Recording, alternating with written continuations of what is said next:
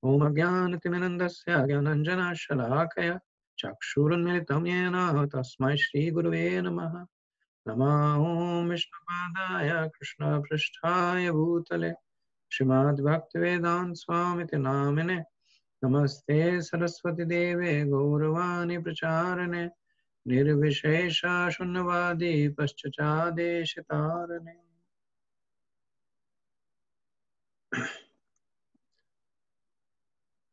So the 13th chapter, which is Dhritarashtra quits home, as the name suggests, talks about the departure of Dhritarashtra to the forest in the mood of renunciation.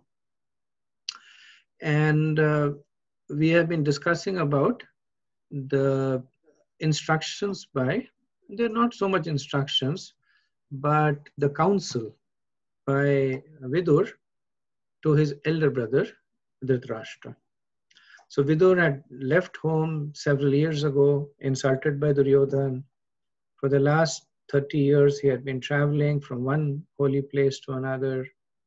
And in the course of time, he had the opportunity to associate with and receive instructions from advanced devotees of Krishna like Uddhav and Maitreya Rishi. And having developed a strong sense of detachment, but also as a devotee, having developed a strong sense of compassion, he returns to Hastinapur to rescue Dhritarashtra from his material predicament. So he, in the previous set of verses, he had spoken about the situation of Dhritarashtra living in the house of the Pandavas. And in very strong and direct terms, Vidur, he informs Dhritarashtra about the ignoble situation that he is in. He compares him to a dog who is eating the remnants of Bhim. He compares him to a Shudra. He compares him to a Kripana who, clinging on to his life, is living with in so much of in a situation there where he's constantly, even though not explicitly but implicitly, being humiliated. And then Vidur reaches the point where he says, why are you doing all this? Why are you undertaking all this humiliation, all this degradation? And then he answers himself the question that the reason you're doing this is because you're under the impression that this is what you need to do to lead a comfortable life. So then he switches gears and says that the life that you're prizing so much is slipping away from you as we speak. So for something that you are that you're willing to give so much, you're giving to sacrifice your honor, your prestige, that itself is you're slowly but surely losing. So so in a way, all the sacrifices that you're making are in vain. So that is the theme that Vidur has been developing. So so now in this set of verses, he will be talking about how fallible Dhritarashtra is and how tenuous his hold on life is. So 113:22. Andapureva vadhira mandapragyascha sampratam Vishirnadantamandagihi sarga kapamuddavahan. You have been blind from your very birth, and recently you have become hard of hearing. Your memory is shortened, and your intelligence is disturbed. Your teeth are loose, your liver is defective, and you're coughing up mucus.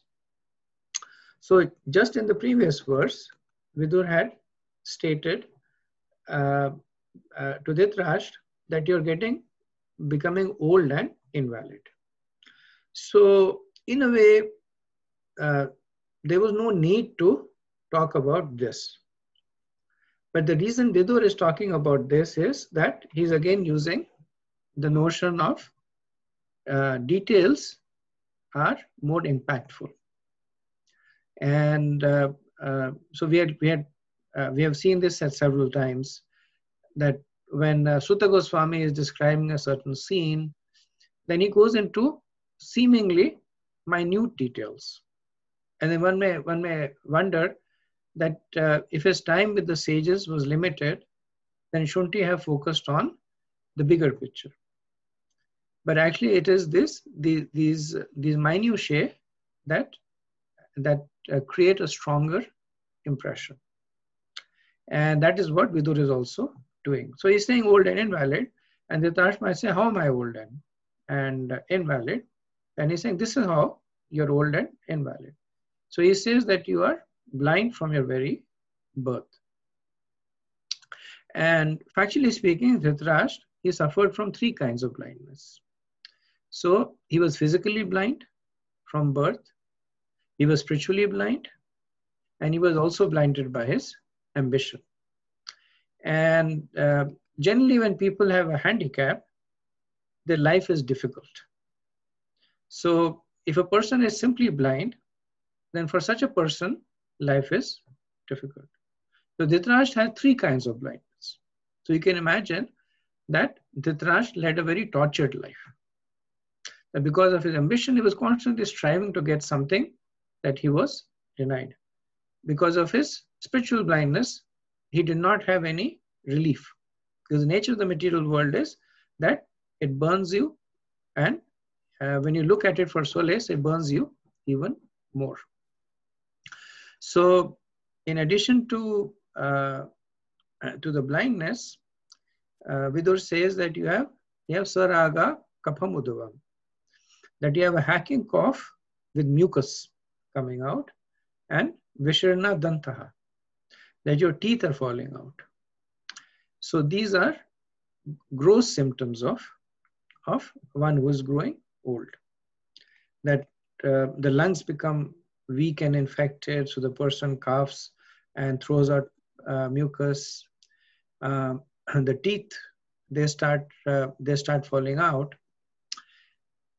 And then Vidur talks more about his internal state of growing old. He says, Mandagni, that the fire of digestion has become very weak. So the body essentially sustains itself by the fire of digestion. And then he says that Manda Pragya. So Manda Pragya means that his memory has become weak. So Mandagni, fire of digestion weak, Manda Pragya, that his memory has become very weak. So Vidur is calling out this to remind Dhritarashtra about his approaching death.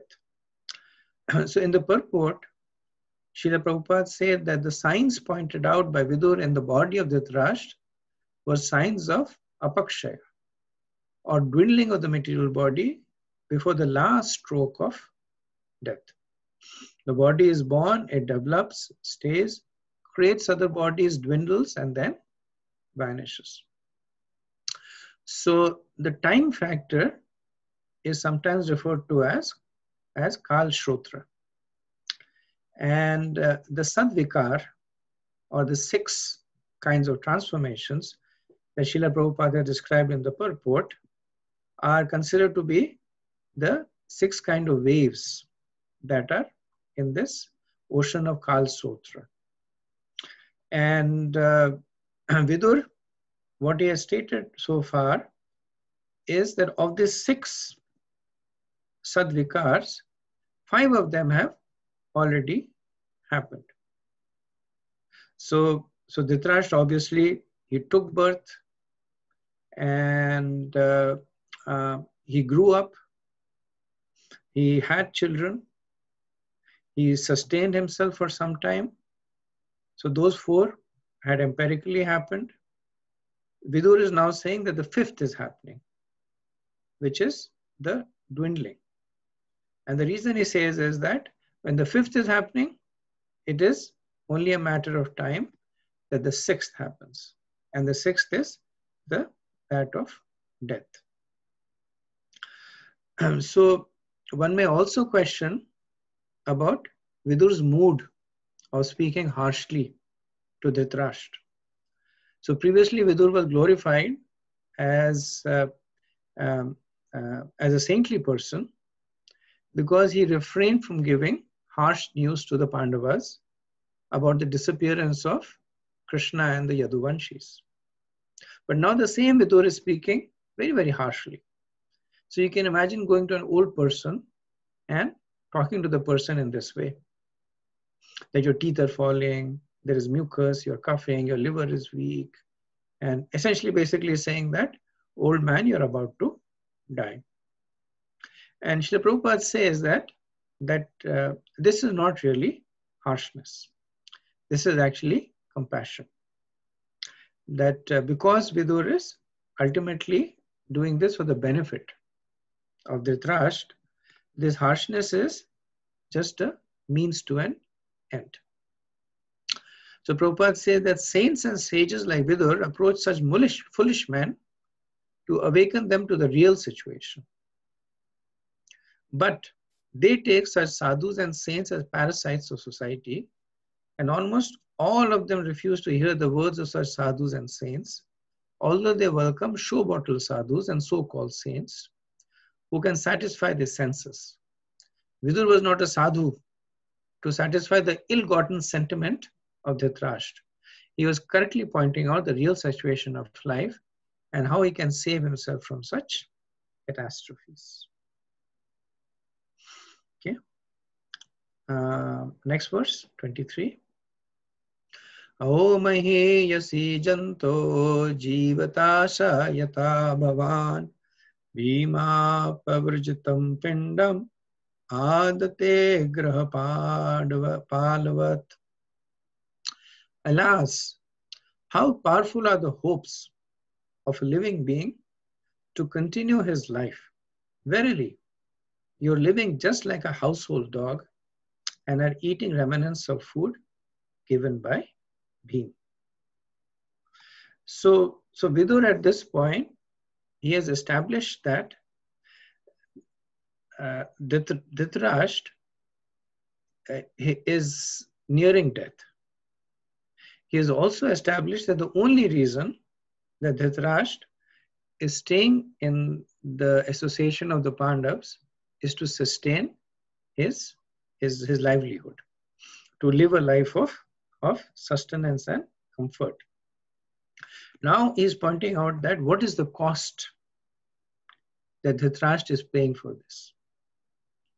So earlier he established that whatever you have is negligible. And now he is saying that what is the high cost that you are paying for something that is so negligible. So the analogy that Vidur uses here is very powerful. So Dhritarashtra is a Kshatriya. He's a king, he's an emperor. And Kshatriyas, they pride themselves over their independence. But what Dhritarashtra is being called over here is a dog. And the relationship of the dog is that it is completely subservient to the master. That if the master gives it food, it will eat it. If not, then it will go hungry.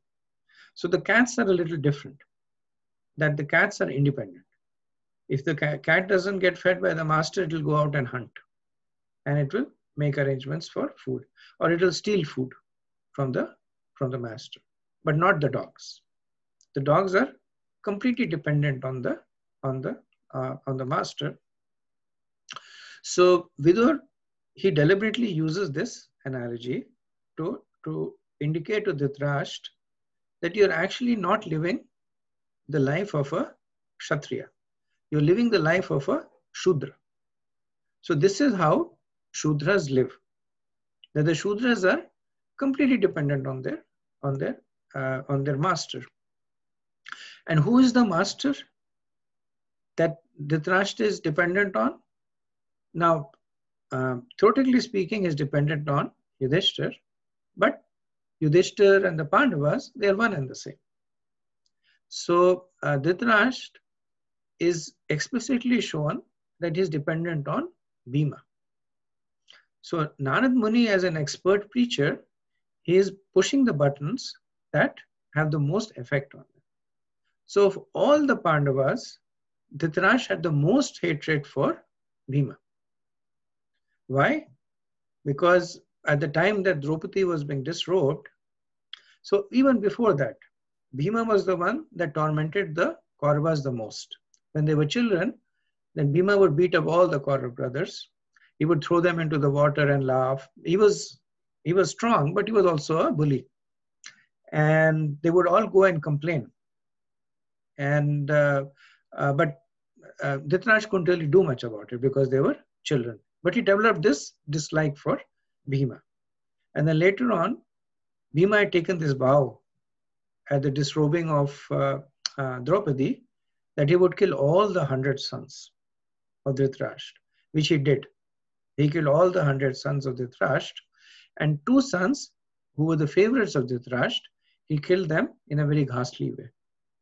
So Dushasan, while he was alive, he tore his arm out and drank his blood. And when Dhritarashtra heard about it, he was horrified. And Duryodhan, he broke the battles of the rules of the battle. He smashed his thigh, and then he left him dying. He didn't even kill him. So, so as a father, Dhritarashtra was very attached to his sons, but he was especially attached to Duryodhana and Dushasan, and they were killed in such a horrific manner by Bhima. So Vidur is saying this, that in your mind, Vidur is your enemy. Bhima is your enemy. Yet, just to sustain your life, you're living on the food that he throws off his plate, just like a dog.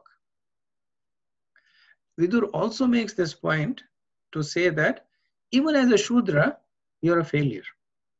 So forget about Kshatriya. So when a Shudra accepts protection from the master, in return for that protection, the Shudra offers complete surrender to the master. But Vidur is saying that because you have been traumatized by Bhima in this way, you cannot even offer him your love, your affection, or your surrender. So even as a Shudra, you're a failure.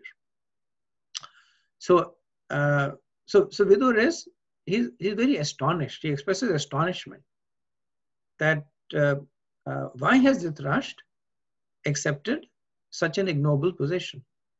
So he says, Mahiyasi janto jivitasa. That the reason is the powerful hope for life in all living beings.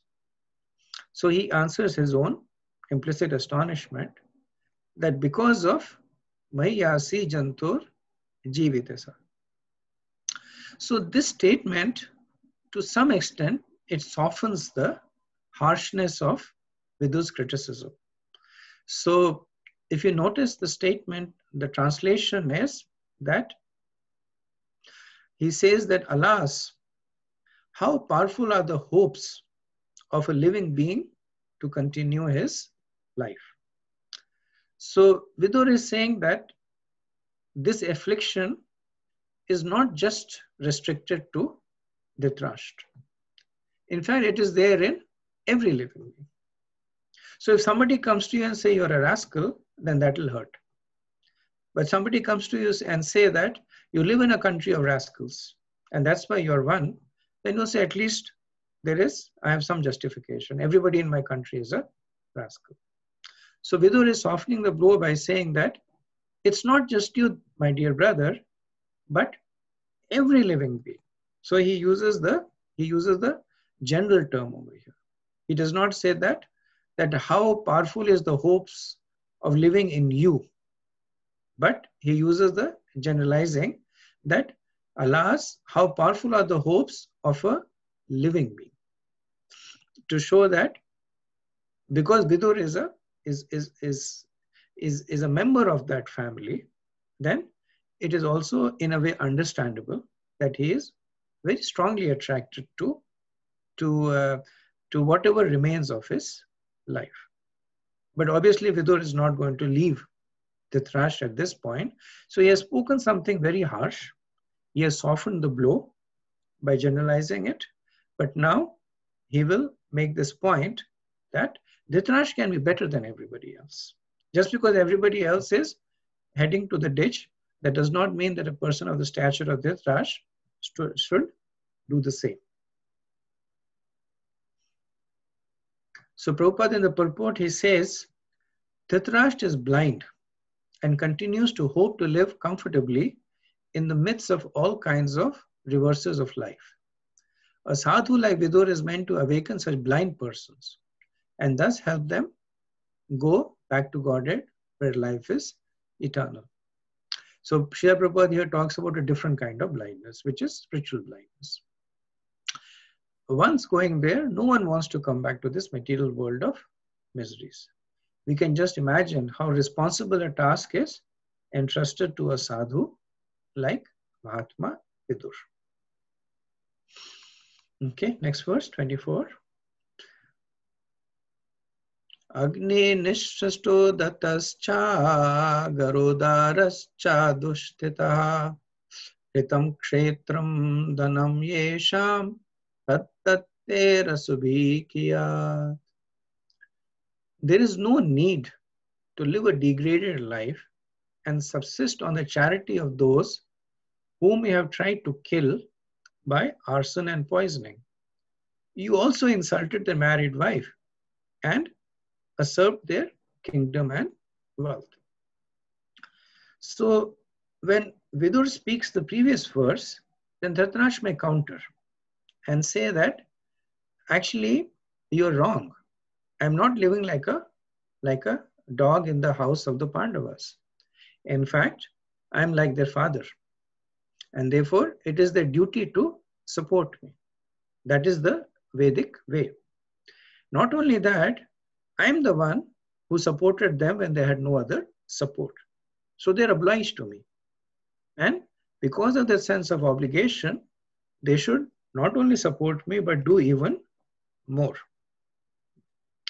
So Vidur, he addresses this implicit objection of Dhritarashtra, saying that you were actually never like their father.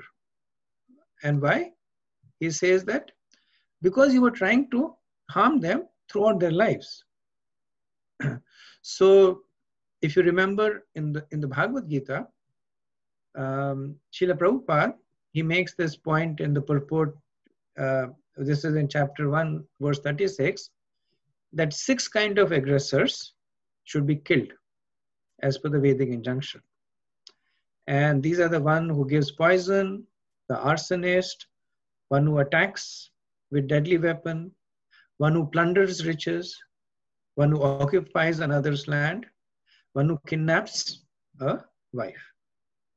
So Vidur at this point, he's telling Dhritarashtra, you have done all 6 of them against the Pandavas. So he says Agni Nirashtu, which means that he was setting fire. This is the Lakshagra. Then he says Dattagara, you gave poison to Bhima. Then Hitam Kshetram, that you tried to usurp their kingdom. Then Dhanam Yesha, that you tried to steal their wealth. And Dara Dushtita, that you insulted the wife. So explicitly he is stating 5 of the 6 reasons. And the 6th reason, which is attacking with deadly weapons, that is because just this is at the conclusion of the Battle of Mahabharata. So this is very evident. It's too obvious for Vidur to state. So the point that Vidur is making, that even though Dhritarashtra might claim that I am the elder brother of his father, and by relationship I am an elder, so he should support me, but by his actions, he has always been inimical to the Pandavas. So you cannot expect to act in one way and be treated in a different way. If you had acted as a father, yes, then your right to be treated like a father. But you have acted like an enemy and you're expecting to be treated differently. So in the purport, Prabhupada, he expands the scope of the instructions of Vidur to all of us. He says that 5,000 years ago, there was one Dhritarashtra. But at the present moment, there are Dhritarashtras in every home. Politicians especially do not retire from political activities unless they are dragged by the cruel hand of death. So this is talking about Nehru. Or killed by some opposing element. This is talking about Mahatma Gandhi. To stick to family life to the end of one's human life is the grossest type of degradation. And there is an absolute need for the Viduras to educate such Dhritarashtras even at the present moment. So this Prabhupada is talking about the importance of his own movement. So he says Viduras, so these are Srila Prabhupada and his disciples who have to reach out to the Dhritarashtras and educate them very much like Vidur is educating Dhritarashtra. Okay, next verse, 25.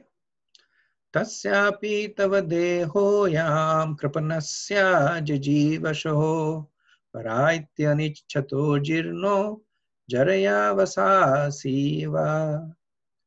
Despite your unwillingness to die and your desire to live even at the cost of honor and prestige, your miserly body will certainly dwindle and deteriorate like an old garment. So this is a summary verse. So the points that Vidur had made in the previous set of verses, now he is summarizing it. So Dhritarashtra might say that, fine, all you're saying might be true. But every living being is attached to their life. And it is the dharma to protect his own life. So I may be living like a dog, eating the remnants of Bhima. I may be living in the house of an enemy, but yet I am living. And as a living entity, I have a right to protect my life. So how can you condemn me when I'm doing this? So Vidur is now challenging even that objection. And he's telling Dhritarashtra that what is it that you're protecting? The life that you're protecting is dwindling as you speak. And eventually you will lose it one way or the other. So for something that is inevitable, you're sacrificing so much that is avoidable. So the analogy that Vidur uses over here is that of an old garment. So over time, an old garment, it loses its luster, and then left in the sun, it will simply crumple. So that is the situation of Dhritarashtra. That having lived for such a long time, his whole body has deteriorated, and the time has come when it will simply crumple and go away. So in the purport, Srila Prabhupada says that the word kripanasya, jijivisho, are significant. There are two classes of men. One is called a kripana and the other is called a Brahman. Later he says, Dhritarashtra is addressed herein as kripana because without any estimation of his material body, he wants to live at any cost.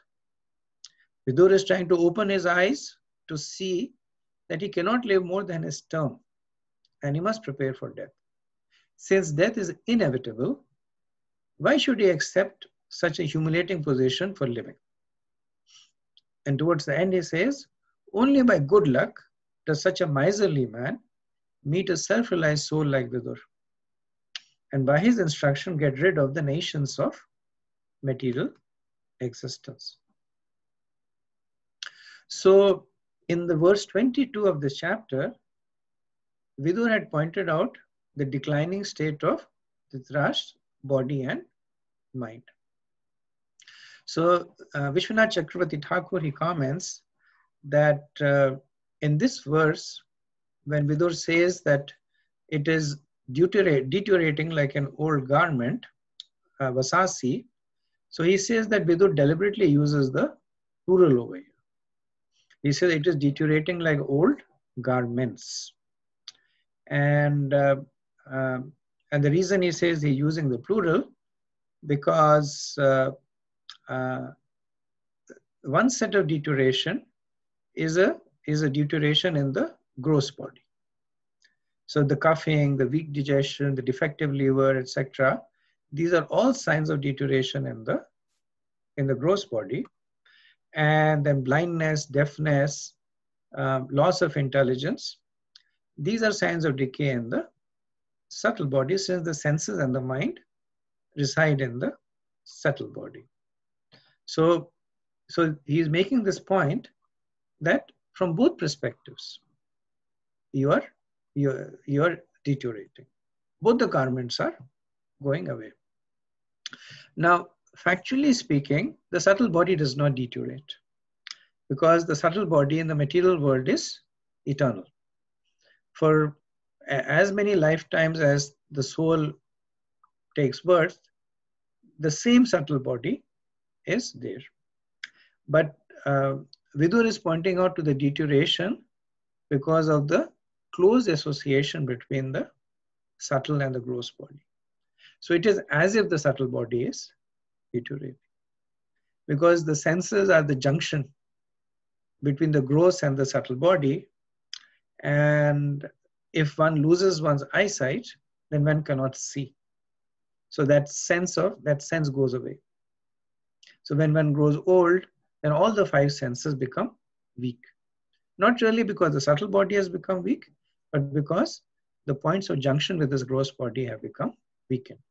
The same subtle body, when it takes birth in another gross body, it is revitalized. And again, notionally revitalized, because it never really declined, but it appears to be revitalized because now it is connected to a fresh set of senses. Okay, so I'll do another verse, and after that we'll stop for any questions or discussions. Gata swartham imam deham virakta mukta bandhanaha avigyata gati jahayat savaidhira udarataha.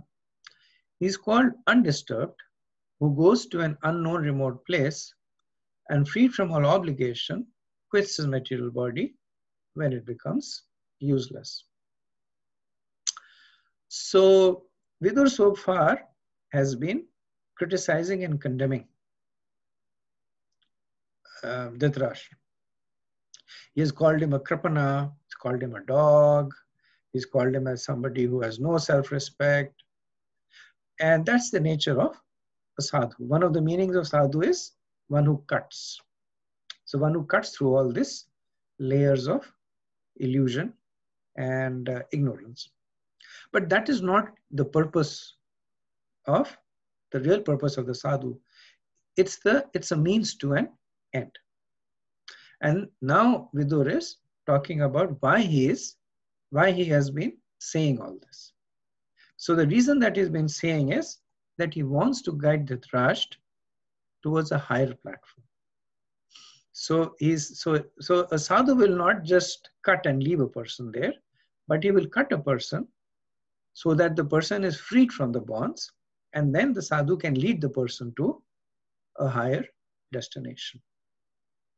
So Vidur at this point is not asking Dhritarashtra to become a dhira, but he's introducing the notion of a dhira.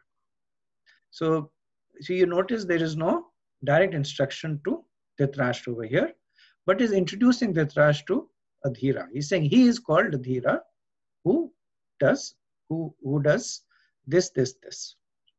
So what's the difference between a kripana and a dhira? The difference is how do they deal with gata swartham deham. So how do they deal with the body as and when it becomes useless? Or how do they, because the body constantly is deteriorating. So it's never that the body is becoming more useful. At every moment, the body is becoming incrementally more useless. So the dhira is one who knows how to deal with the body. In his translation to this verse, Vishnu Chakravarti Thakur, he gives a slightly different interpretation, that a dhira is one who knows that how to deal with a body which is useless if it is not used in the service of Krishna. So he kind of links it to the process of bhakti. But Prabhupada's translation over here gives a more general understanding, that a dhira knows, really speaking, how to deal with a body that is deteriorating. So what is the recommendation that is implicitly given, not explicitly at this point? So the recommendation is jahayat, that give up such a body. So that is the goal that Vidur is trying to lead Dhritarashtra to. So it is difficult for Vidur to directly say to Dhritarashtra, now die. So what he is doing is that he is introducing Dhritarashtra to a person who occupies an exalted position. And then he will tell Dhritarashtra, now you be like that person. So the message goes much easier. So we see the art of preaching over here, that when needed, Vidur is direct. But when needed also, he is also letting Dhritarashtra draw his own conclusions. So one of the things that they say in preaching is that you should never ask closed-ended questions. You should always ask open-ended questions, because these open-ended questions, they allow the other person to think about the question and give an answer that they own, because from their perspective, they own that answer. And that way they will have a stronger commitment to the answer that comes. So if you say somebody that would you like to become spiritual, the person might say yes or no. And even if the person says yes, it's a trapped question. Very few people will say no, but there is no ownership. But if you ask an open-ended question, that what do you consider happiness to be? What are the ways to achieve that happiness?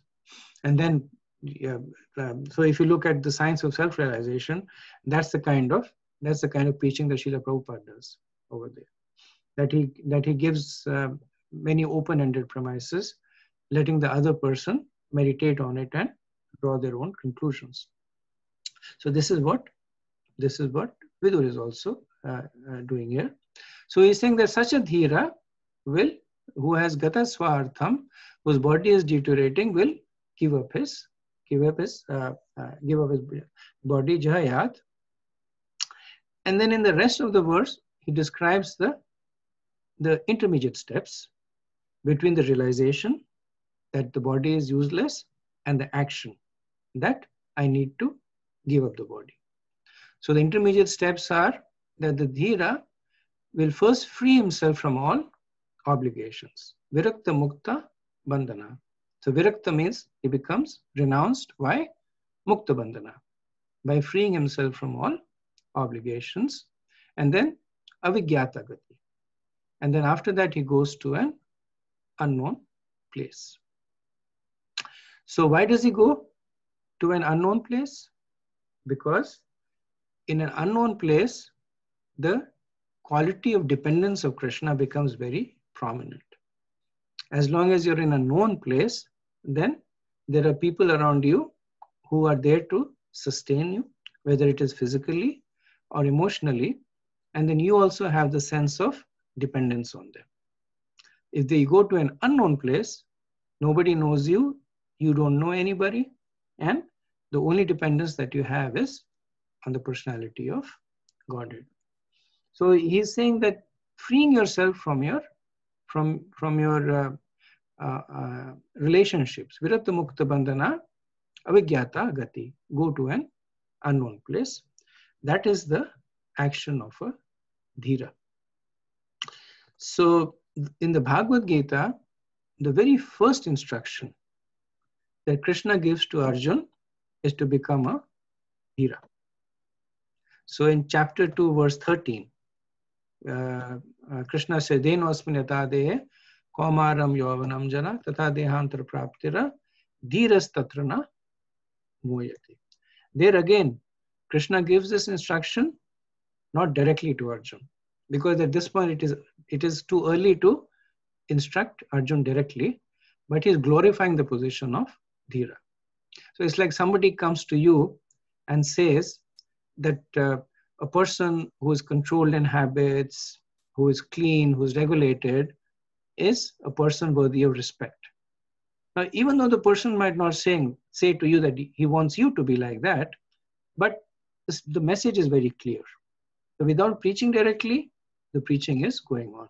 So that's what Krishna did, and that's what Vidur is doing, that he's saying that now you should become a Dhira.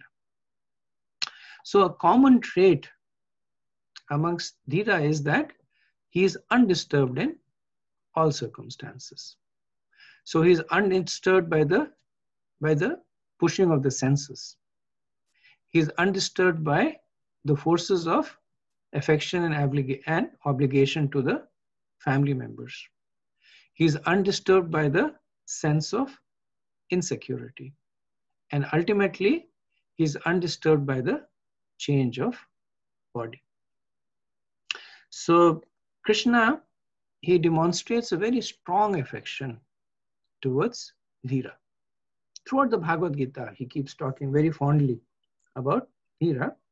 And the reason is that becoming a Dhira is the first step to spiritual advancement. So if you look at the qualities of the Dhira, what do they embody? They embody detachment. They embody material detachment. So as we have discussed in the past, that one's progress is in two aspects. One is material detachment, and the second is spiritual attachment. So a Dhira is one, may or may not be spiritually attached, because even in this verse, you don't see Krishna in the picture anywhere. So may or may not be spiritually attached, but definitely materially detached.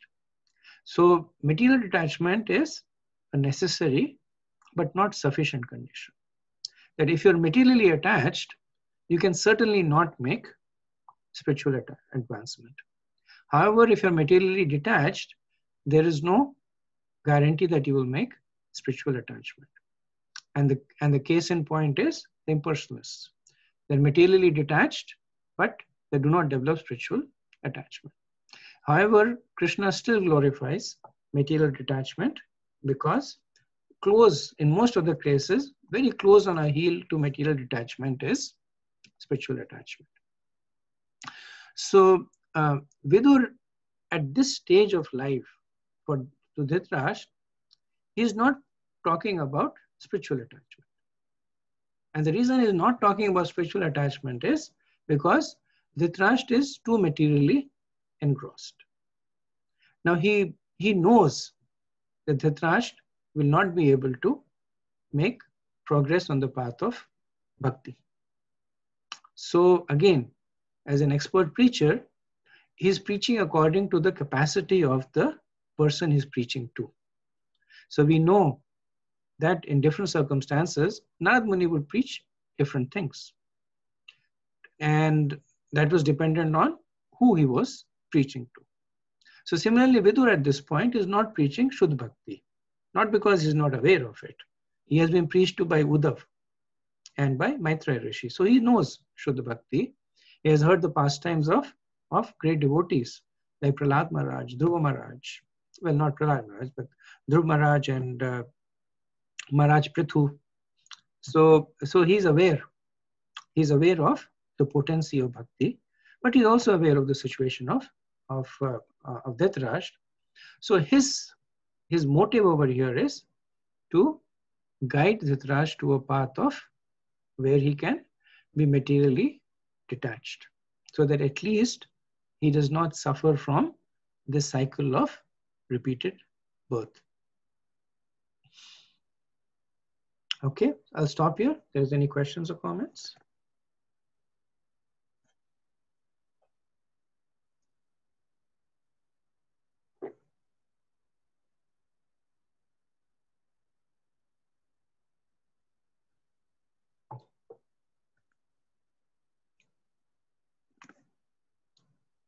Okay, if not, then we can continue. Hare Krishna, Prabhu. Hare Krishna. Nectar Instruction, verse 1 also talk about Dhira. Yes, Prabhu. That is true. That is true. And that again is the very first verse where the etam dhira etam vegam yo vishahete dhira. So it talks about one who can control the 6 urges. Okay, anything else?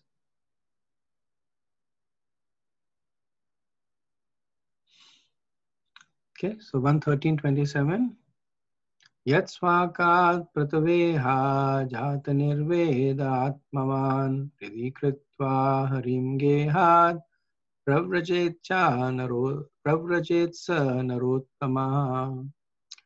He is certainly a first-class man who awakens and understands, either by himself or from others, the falsity and misery of this material world, and thus leaves home and depends fully on the personality of Godhead residing within his heart. So once again, Vidur is not asking Dhritarashtra to do anything, but he is holding him up to a higher standard. So he's glorifying somebody with the understanding that Dhritarashtra would get inspired by this role model. So he restates the point that has been stated in the previous verse, and then he adds one more point. So he's kind of like building. So when you look at steps, so when the steps are gradual, then there is a lot of overlap in the steps, and that's what Vidur is doing over here. That he's stating the previous points for emphasis and then adding an additional point. So the points that he's restating is that who is a Narottama? One who understands the futility of material existence like home, family, wealth, etc. So he has already made this point. One who understands the importance of self-realization. This is an additional point that is making. And the big point that is making over here is that one who becomes fully dependent on Krishna. And he says such a person is called Narottama. So the previous person was Dhira, one who has controlled senses. Here, one who has controlled senses, understands the importance of self-realization and becomes dependent on Krishna is the best of all human beings. So Narottam means, so the word Narottam, Uttam means the best of humans. And one of the understanding of this word is that he's called the best of humans because he's making the best use of the human form of life, which is to make spiritual advancement. So in the purport, Srila Prabhupada emphasizes that even though Vidur is preaching renunciation as a path to self-realization, in the current day and age, that is not necessarily true. So it's a bit of a preaching purport. Where Prabhupada says that the idea is that the renounced order of life, after a frustrated life of sentiment in the material world, may be the stepping stone on the path of self-realization.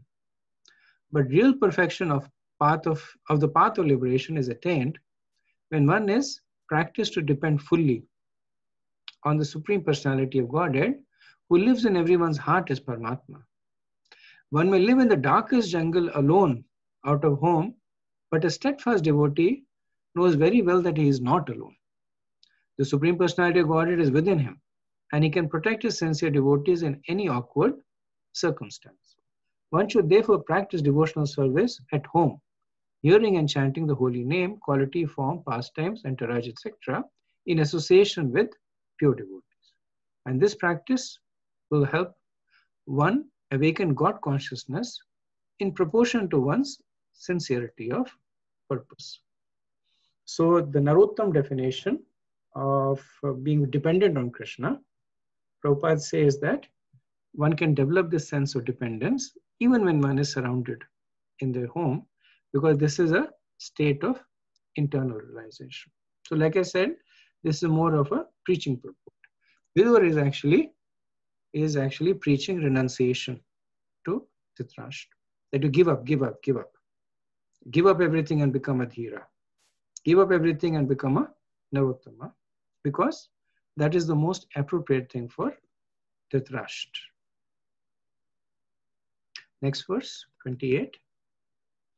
Atho dicham disham yato sveragyat gatir bhavan itor vag paraya shahakala pumsham guna vikarshanaha.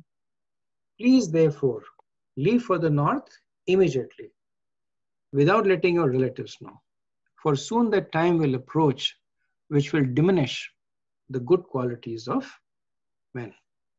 Now Vidur is giving specific instructions. Previously he was talking in general terms, that generally a person tries to control the senses and become detached and becomes a Dhira. Generally a person will develop spirituality and become dependent on Krishna and is called Narottam. And Dhritarashtra might say that, fine, what do you want me to do?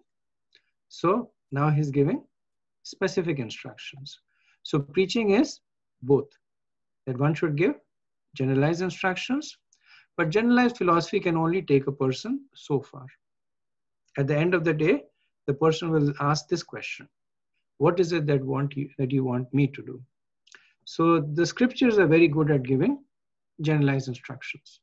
One can read the Bhagavatam, the Bhagavad Gita, and get generalized instructions. But only the Guru can give specific instructions.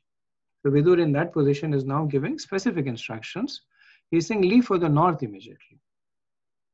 So as per the Acharyas, Udicham Disham refers to the Himalayas. So he's essentially saying that go to the Himalayas.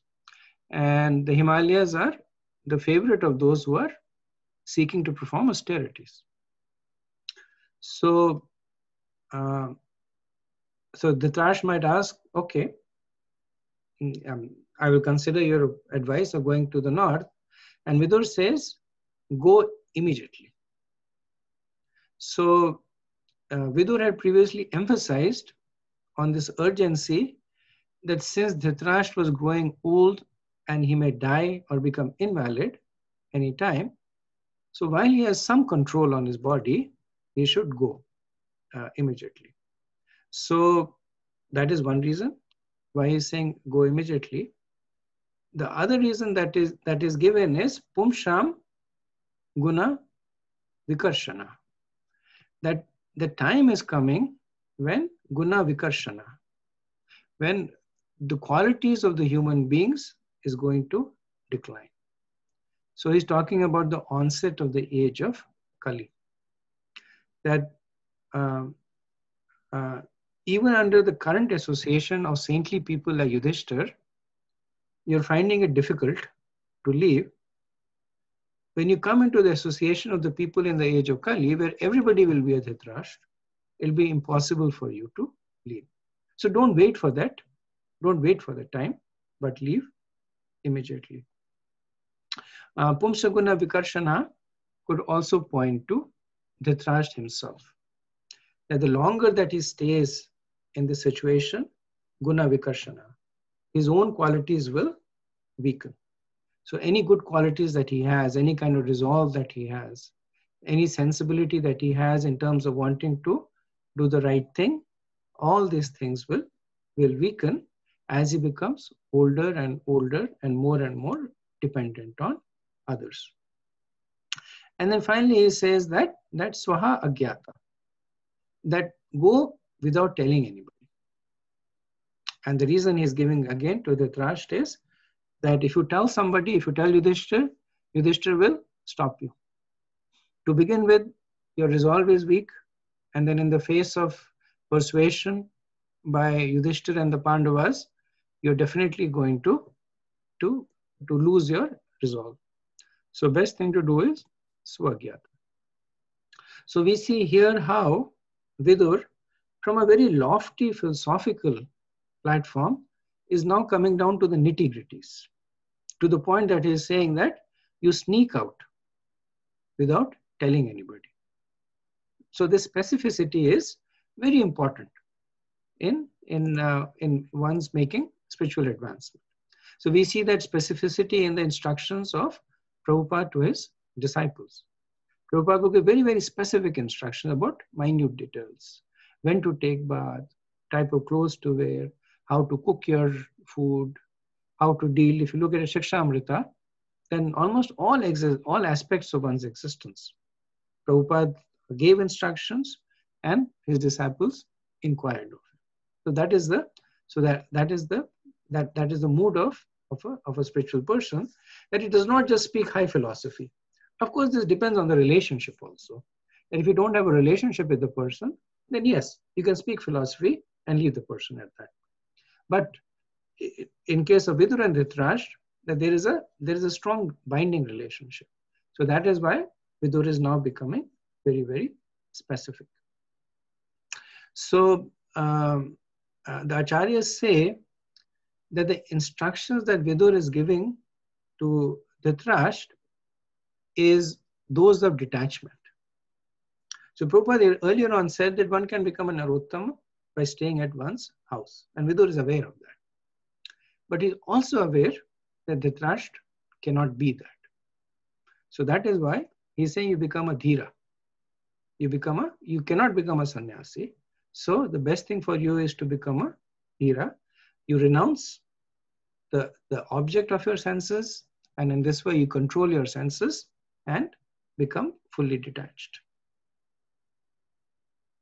So Srila Prabhupada in the purport, he talks about the different stages of advancement, and he says the Dhira stage is attained after a prolonged practice of the yoga system.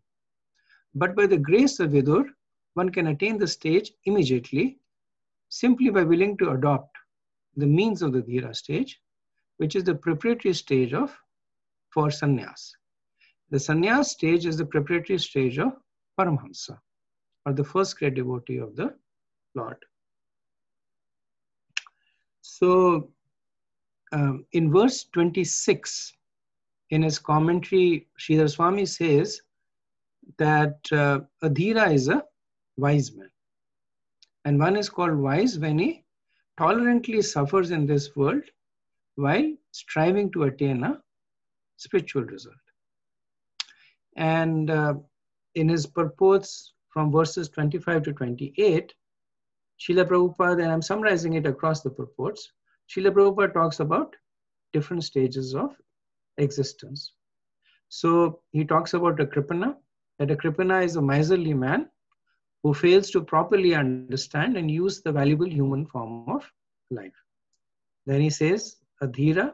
A Dhira is one who is able to renounce family relationships for spiritual advancements.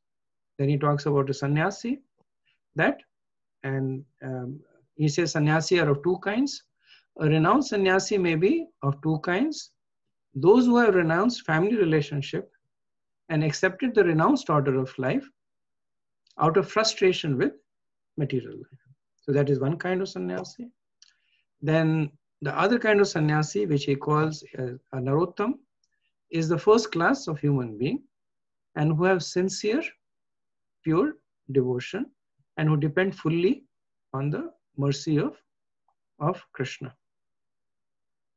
So Vishwanath Chakravarti Thakur makes a distinction between sannyasi and Narottama, that austere sannyasi is wise, but Narottam is the best.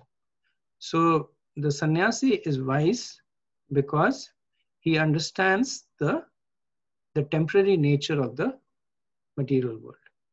And a Narottam is best because he understands the supremacy of bhakti. So sannyasi is one who is materially detached. A Narottam is one who has developed attachment to Krishna. And then finally there is Paramhamsa, the first great devotee of Krishna.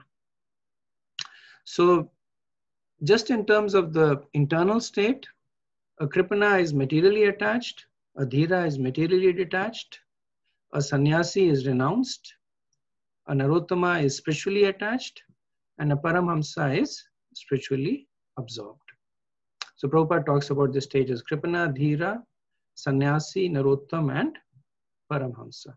So once again, Kripana, materially attached; Dhira, materially detached; renunciation, Sannyasi, fully renounced; Narottam, spiritually attached; and a Paramhamsa who has complete spiritual absorption.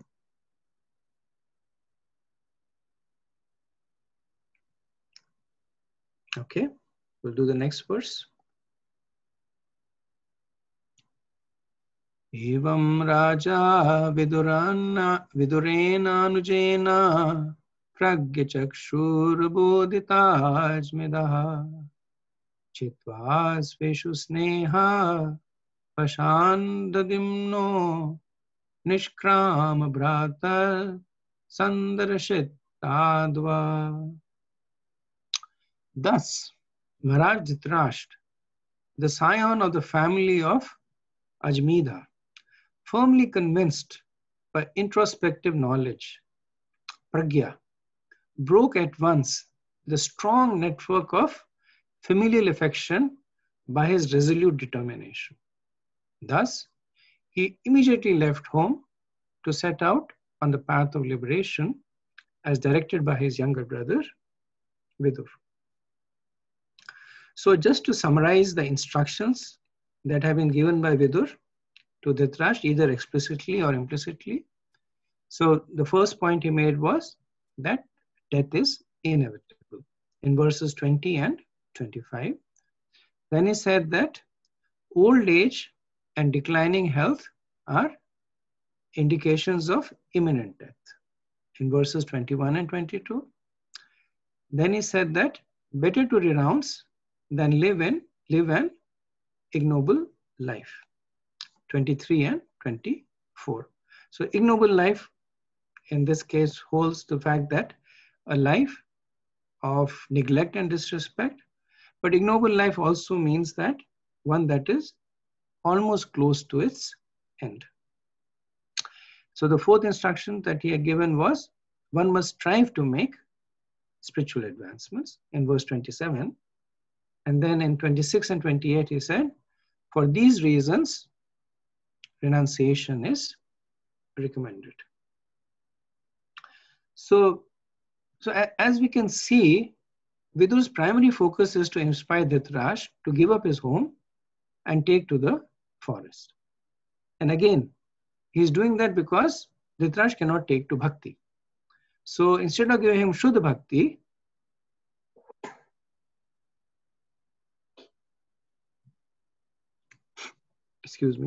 So instead of giving him Shuddha Bhakti, that would take him back to Krishna Loka or Vaikuntha, he's giving him Gyan Mishrit Bhakti, which would take him to Sayuja Mukti. And the process that he's recommending is Astanga Yoga.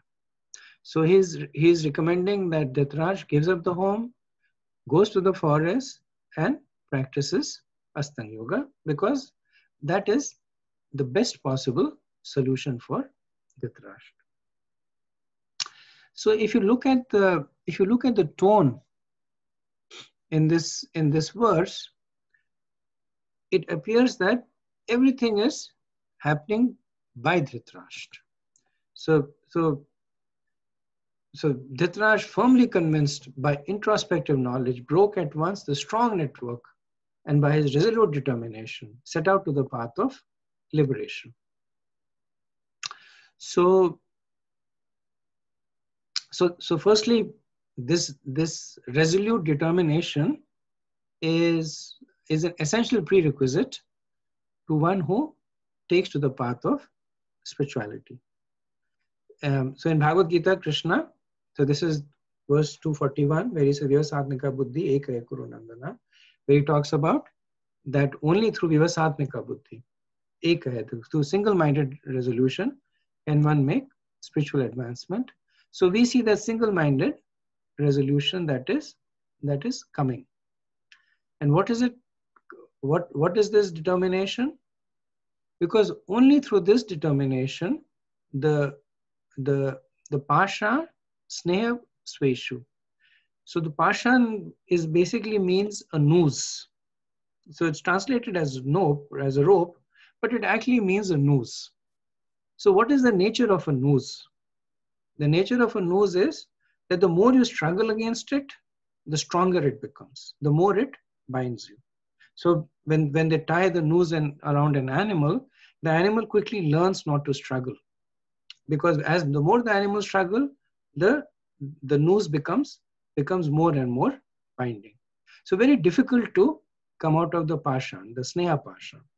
So only by the vyavasatmika buddhi, Dhritarashtra is able to give up this pashan of snaha sveshu. So sveshu is towards his own family members. So as I mentioned, that while these actions of Dhritarashtra are astounding, that he breaks this noose of affection. He develops this resolute determination. And the verse, it gives all credit to Dhritarashtra. So what does the verse say? By his own introspection, he developed conviction. And by his own resolute determination, he breaks the strong network of familial affection. So in a way, it is true that nobody can force you to make spiritual advancements. Ultimately, it is the person who out of his own resolution can make spiritual advancements. So you can create the environment, you can preach to the person, you can plead with the person. So those of us who are parents know that we try so hard to give that to our child, to our children. Sometimes we succeed, sometimes we do not. So despite all the love, the affection, as parents, we have full control on the children. But still, ultimately, it is only, just like you cannot force somebody to love, you cannot force anybody to make spiritual advancements. So that is why Dhritarashtra's position is being glorified over here. That he heard everything, he assimilated it, and then by firm, resolute determination, he began to make spiritual advancements. The line Viduren Anuja Pragya Chakshur Bodhita, it also translates to eyes of knowledge enlightened by the younger brother Vidur, which also establishes the second aspect of the context, that everything that Dhritarashtra is doing is because of the enlightenment that he receives from Vidur. So we see that in the previous verses, the points that Vidur had spoken to Dhritarashtra were all true. He was living in the house of his enemies, enjoying the material comforts. He was ignoring the signs of his inevitable death. He was neglecting his own spiritual life. And then Prabhupada says that, how is it possible for him to have suddenly developed this conviction to break off all this strong network of familial affection? So Prabhupada in the purport, he says, Lord Sri Chaitanya Mahaprabhu, the great preacher of the principles of Srimad Bhagavatam, has stressed the importance of association with sadhus, pure devotees of the Lord. He has said that even a moment's association with a pure devotee, one can achieve perfection. Later on he says, the scriptures enjoin therefore that one should associate with sadhus only, rejecting all other kinds of association. And by doing so, one will have ample opportunities to hear the sadhus who can cut to pieces the bonds of illusory affection in the material world. So some of the verses that are relevant in this context is in Chaitanya Charitamrita Madhya-lila 22:54. Sadhu Sangha, Sarva Shastra Koe, Lava Matra Sadhu Sangha, Sarva Siddhi Hoy. The verdict of all revealed scriptures is that even a moment's association with a pure devotee, one can attain success. And then same chapter, verse 51, Mahat kripa veena kona karma bhakti naya Krishna bhakti dure rahu samsar nahi kshaya. Unless one is favored by a pure devotee, one cannot attain the platform of devotional service. To say nothing of Krishna bhakti, one cannot even be relieved from the bondage of material existence. So Srila Prabhupada in the purport, he shares a bit of his own life, and he talks with humility about how a moment's association with the devotee changed his life. So he was talking about the brief association that he has with Bhaktisiddhanta Saraswati Thakur when he was a very young man.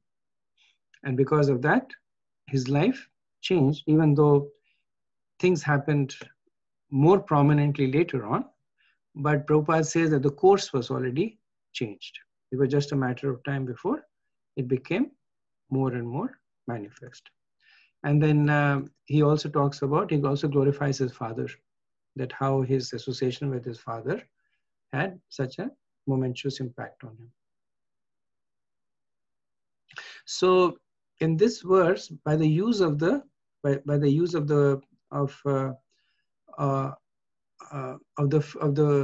phrase vidurena anujena pragyachakshur bodhita, both the points are being made by Sutta Goswami, that by the strength of the association of Vidur, and by the strength of conviction that developed in Dhritarashtra, he was able to make this abrupt change in his life course. So both things have to happen. One needs to have the mercy of a devotee, and then one also needs to have the conviction to act upon that mercy.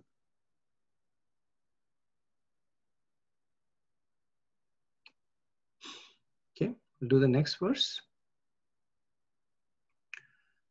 Patim prayanatam subalasya putri pativrata chanujagama sadhvi himalayam nyasta danda praharsham manasvinamiva satsam praharaha.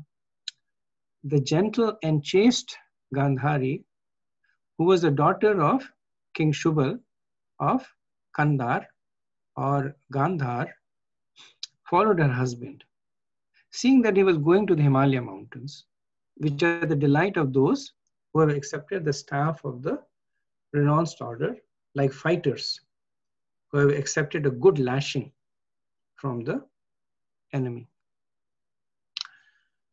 So previous verse talked about the departure of Dhritarashtra. This verse talks about where he is going to. So he embarked both figuratively and literally on the path of liberation. So we don't see Dhritarashtra asking Gandhari to accompany him. So basically the previous verse said that he broke the ropes of familial affection, which includes his affection for his wife. And he had a very strong affection for Gandhari. But he broke that rope and he went. So Gandhari did not follow Dhritarashtra because he asked her to do so. So rather, she followed on her own. So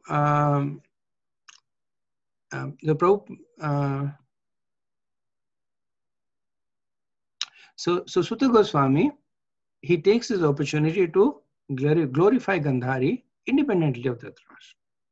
So he says, Subalasya Putri. So Gandhari is the daughter of the king Shubal. So he's calling her by her father's name to indicate that she has a different lineage. she comes from a different family. So she is not of the body of Dhritarashtra, but she is the daughter of the king of Gandhar. But then he calls her Pativrata.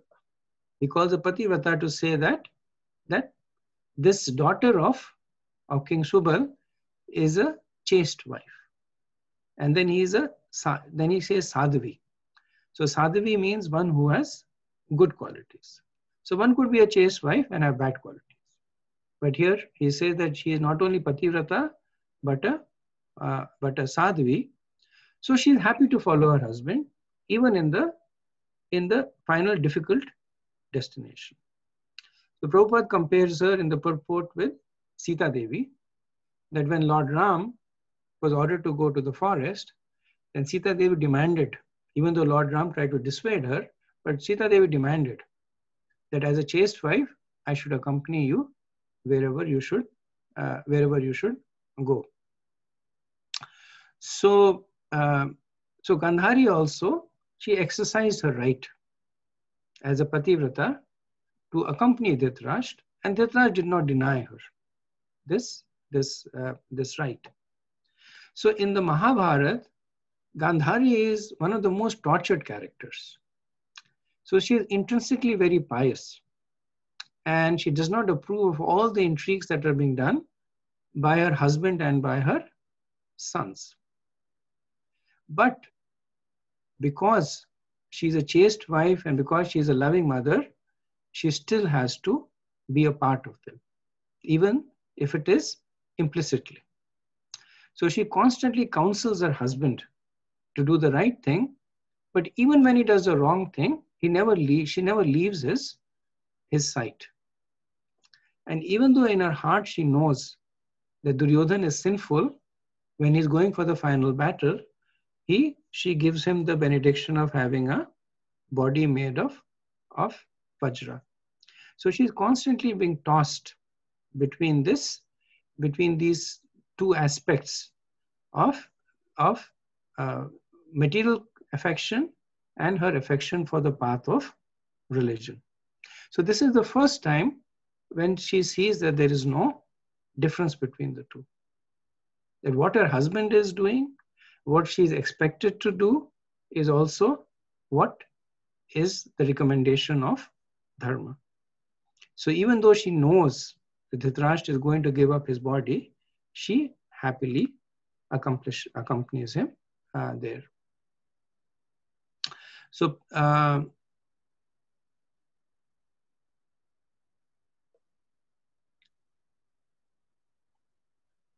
some of the other points that are made is that, so it is mentioned that Dhritarashtra, he immediately heads to the Himalayas. So we don't see Dhritarashtra going through a sannyas initiation. And the point that is being made over here is that the external yagyas and initiation that we do, they are there to simply strengthen our internal resolve. In themselves, they don't mean anything. If one takes the sannyas initiation and is still attached, then a person is sannyasi in name only. But if a person is fully renounced and does not take the sannyasi initiation, he is considered to be the perfect sannyasi. We see the same thing in Sukadeva Goswami. As soon as born, without any samskars being done, he leaves, because he does not need the support of the samskars. In the purport, Srila Prabhupada says that Dhritarashtra has actually taken Vanaprastha. So he says, Maharaj, Dhritarashtra accepted the order of Vanaprastha, and at this stage, the wife is allowed to remain as a voluntary servitor. But in the sannyas stage, no wife can stay with the former husband. A sannyasi is considered to be a dead man civilly, and therefore a wife becomes a civil widow without connection with the former husband. Maharaj Dhritarashtra did not deny his faithful wife, and she followed her husband at her own risk.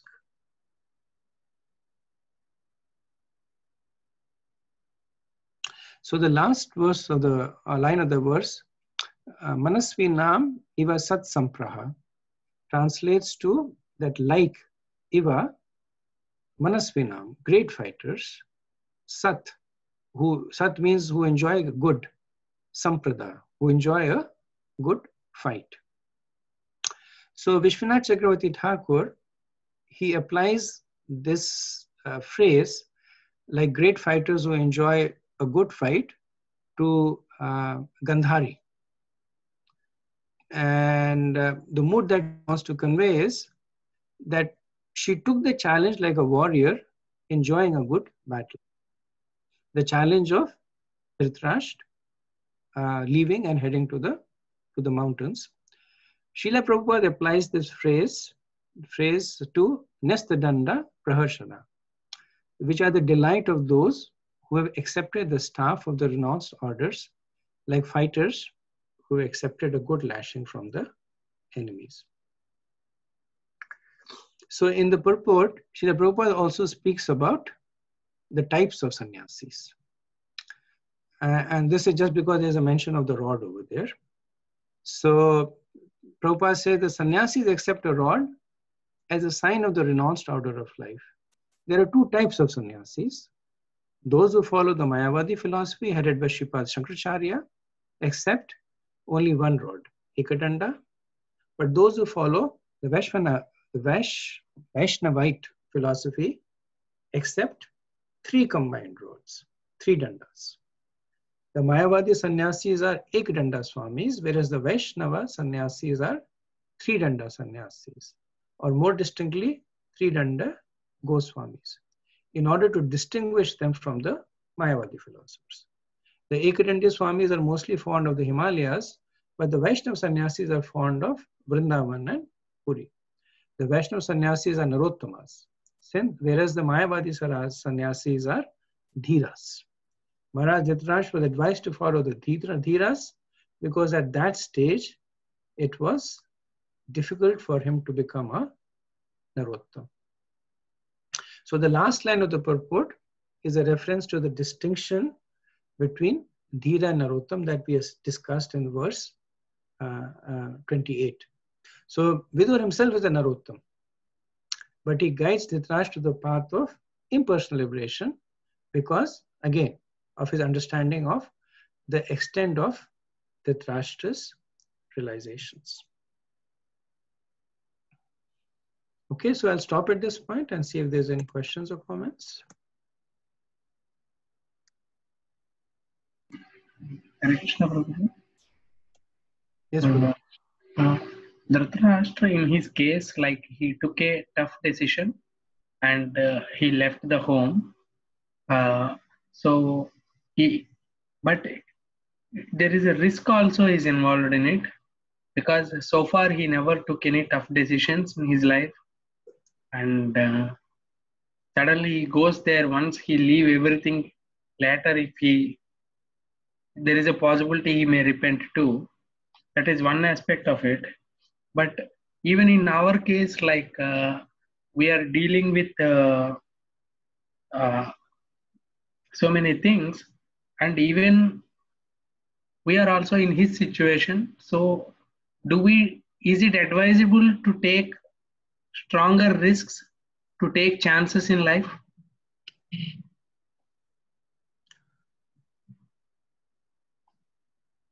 So it's a good question. The first aspect of your question is that was Dhritarashtra's endeavor risky? To some extent, we see how this risk or the potential of this risk is being mitigated.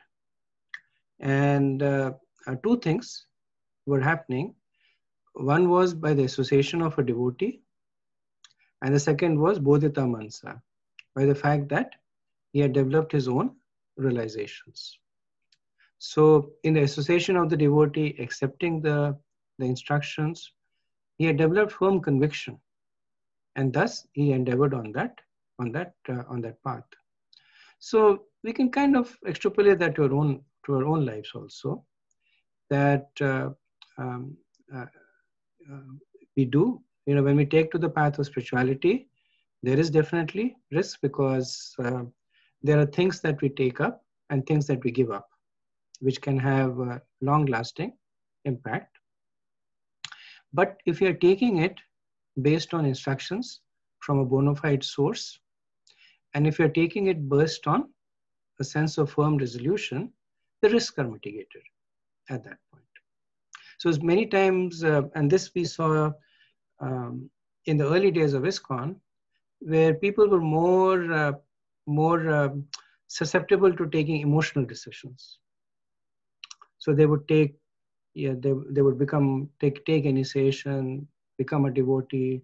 Some of them became even sannyasis, 24, 26-year-old young men. They became sannyasis. So mostly they were driven by, not by firm conviction, but more by conventional desire. They saw people around them become sannyasi. They had some understanding of the scriptures. So they took to that path. And yes, then later on the decision was regrettable.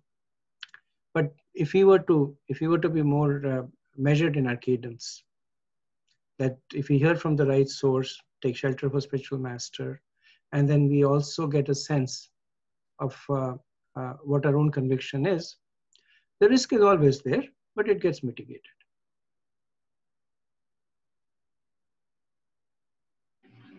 So we can take chance when there is an explicit instruction from spiritual master, and we also measure our sense of resolution. Yes. Then with combining both, we should take risk.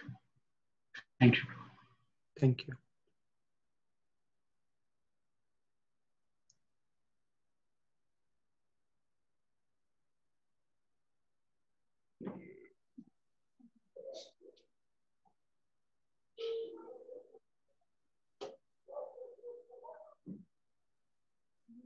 Okay, any other thoughts, questions?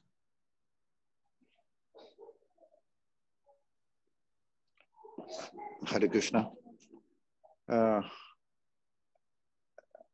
Can you please give the reference again to the Sadhu Sangha Sarva Shastric verse? I heard you quoted it, but I couldn't make note of the place where it is being found. So it's in Chaitanya Charitamrita, Madhya Lila, chapter 22, and verse 54. So CC Madhya 22:54.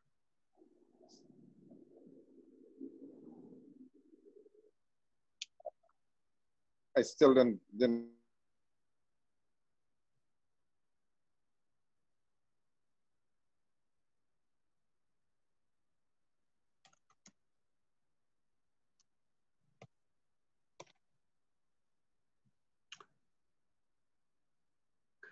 So I put it in the chat. I think your connection is maybe a little weak.